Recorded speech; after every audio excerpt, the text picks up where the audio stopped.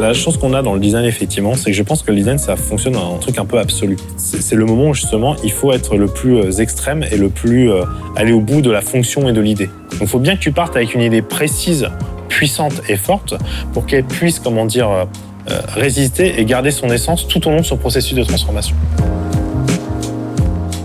Je m'appelle Leroy Atanasov et donc je suis game director sur Rainbow Six Siege. Je travaille avec l'équipe de design pour en fait faire tout le gameplay de Siege. Mes premiers crushs amoureux, c'est Mario, c'est MGS, c'est que les jeux japonais. Je pense que les Japonais, dès le début, ont pris le truc comme vraiment le jeu et une transposition de la question de la mécanique de gameplay. Je trouve que ça reste quand même les expériences les plus incroyables et les plus pures que tu puisses avoir. Et puis un jour, il y a l'Internet, il y a la DSL qui vient d'arriver. J'ai envie de jouer à ces jeux dont mon pote me parlait, tu vois, je suis chez moi, j'ai rien, donc je vais sur jeuxvideo.com et venait de sortir à ce moment-là la démo multijoueur de Raven Shield. Ensuite, le jeu est sorti, donc là, on a passé à la vitesse supérieure avec des entraînements, avec des trucs, etc. Et puis ensuite, il allait faire notre première LAN, on revenait avec nos prix, on se disait « Ah, mais c'est mortel, regarde, on a gagné des trucs, mais imagine, peut-être on pourrait un jour gagner de l'argent avec ça, etc. » machin. On rencontrait d'autres gens qui avaient envie de s'améliorer, on avait envie de s'améliorer ensemble, on continue à monter, etc. Et le truc s'est créé comme ça de manière organique et une alchimie avec les gens. À l'époque, je suis sur For Honor, je suis déjà à Montréal, sur un projet qui a une ambition comme ça aussi d'être multi, jeu d'équipe, etc. Et tous les soirs, quand je rentre, je discute avec Xavier Marquis. La rencontre avec Leroy, c'était quelque chose d'assez original. En fait, on rentrait tous les soirs ensemble. J'ai rarement eu une telle osmose, je dirais, d'un point de vue des idées. Alors, quelqu'un qui comprend ce qu'est un jeu multi, mais qui a la conscience que le joueur est en face. Secrètement, en fait, en discutant avec Leroy, il ne le savait pas, mais dans ma tête, je me disais, mais il faut qu'il vienne, en fait. Je sens une attraction hyper forte, la façon dont il me parle, la façon dont il parle du projet, de ce qu'est Rainbow, etc. Je crois vachement ces valeurs-là. Donc quand ça a été un peu plus difficile pour moi sur For Honor, Xavier m'a tendu la main, m'a dit écoute, rejoins-nous, etc. Quand je suis arrivé sur ce truc-là, toutes les décisions qu'il avait prises, toute la vision créative de ce projet, pour moi, était méta-cohérente. Ce qui m'a frappé, c'est que c'était la synthèse parfaite entre deux choses qui avaient été hyper importantes pour moi dans ma vie de joueur, qui étaient Raven Shield et Dota. Le premier shooter moderne, c'est-à-dire le premier shooter post-MOBA. Et pour moi, Xavier, c'était la première personne à avoir compris ça, à l'avoir fait, concrétisé, et l'avoir produite et l'avoir mis dans les mains de joueurs. Il est dans le travail ce qu'il est en tant que joueur. Il a complètement compris que dans un multijoueur, on est multiple, et puis en général, les plus gros multijoueurs sont des multijoueurs d'équipe. Ça veut dire, je suis un élément nécessaire, les autres sont nécessaires à moi. C'est de facto la compréhension du partage. Et je pense qu'il l'applique aussi au travail. On s'est rencontrés pour la première fois avec Leroy il y a à peu près 8 ou 9 ans à Paris, quand on travaillait sur le plancher de Ghost Recon Future Soldier. Ça a toujours été quelqu'un de très intéressé par les jeux compétitifs, les jeux d'équipe.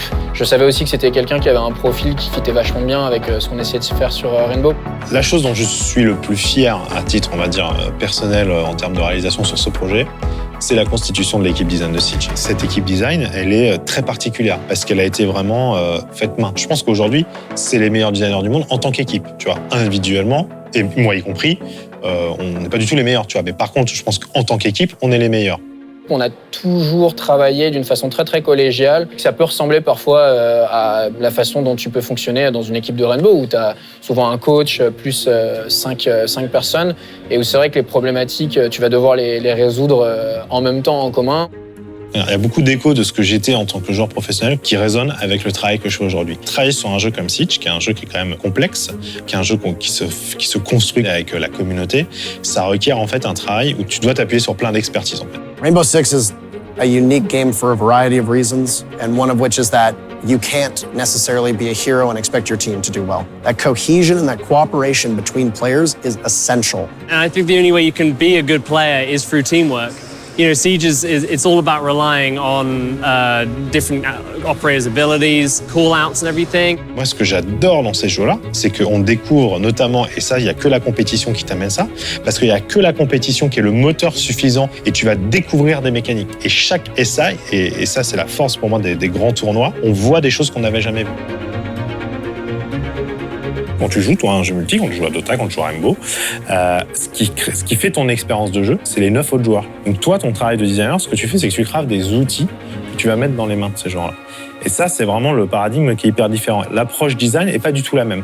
Game design is complex because it's like an FPS and then like a MOBA at the same time. The game design brings new new stuff to you. I mean, I've been playing the game for 4 years, and I'm still learning like new things almost every day. Tu dois être capable d'apprendre les règles de ton propre jeu en fait. Et donc c'est à toi de, avec les ingrédients, avec les outils que tu vas mettre, d'essayer de leur builder la meilleure expérience possible. Et donc ça prend notamment de travailler avec la communauté, travailler avec de la data, être capable d'adresser justement les feedbacks machin et de faire le jeu ensemble en fait. Et je pense que c'est ce qui marche très fortement en ce moment chez nous. C'est-à-dire que il y a nous, notre volonté, notre vision, notre envie de grandir, etc. et la communauté. Et on travaille ensemble à faire ce jeu.